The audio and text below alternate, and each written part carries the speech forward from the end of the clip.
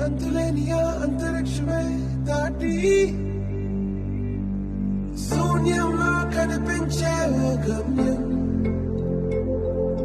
లోకమున్నను లేకపోయినను నా పైన భయమే దానికి బదులే